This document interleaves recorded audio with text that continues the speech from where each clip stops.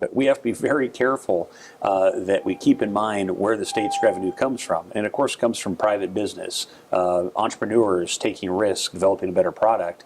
And if we do anything more that hurts our employer community in this state, we're actually going to reduce the amount of money we have available for things like education. So we want to make sure that taxes are a last resort.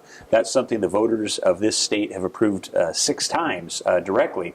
And so what we did in our Senate rule, the Constitution clearly says that the Senate can make its own rules, and we installed a 2/3 rule here in the Senate that if we're going to hear a tax bill, before we're allowed to vote on it, 2/3 of the members have to agree upon that bill.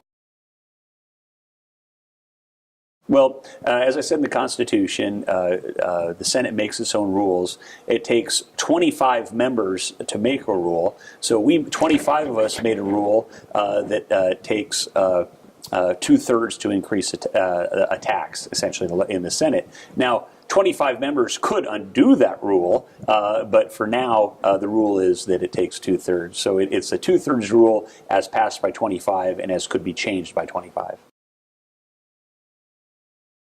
The best protection retailers have from new taxes is to keep Republicans in charge of the Senate, because we very much see taxes as a last resort and are very keenly aware of the already very high cost to do business in Washington State, and we've seen them just increase this year with these initiatives that have been passed. And so that's the best way to do it, is keep Republicans in charge of the Senate.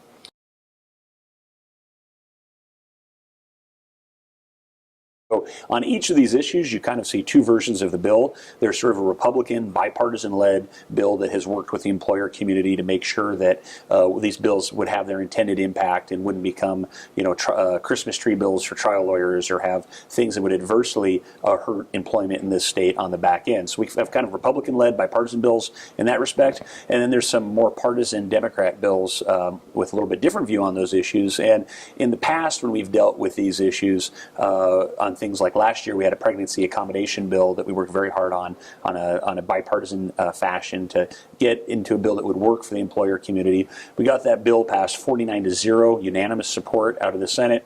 Then it went to the House, and they wanted to play politics with the bill. So I think that's maybe what happens on these issues again this year, but everybody around here, and certainly myself included, wants families to be reasonably taken care of, wants fair and equal pay for everyone regardless of gender, and certainly wants a fair accommodation of people who are pregnant.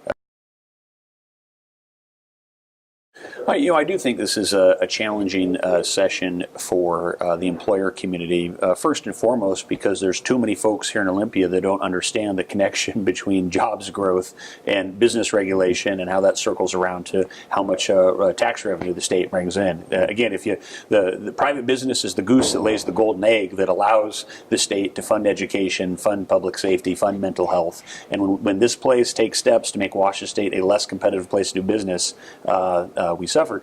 For the retail community, there are some proposals that would remove the out-of-state sales tax exemption.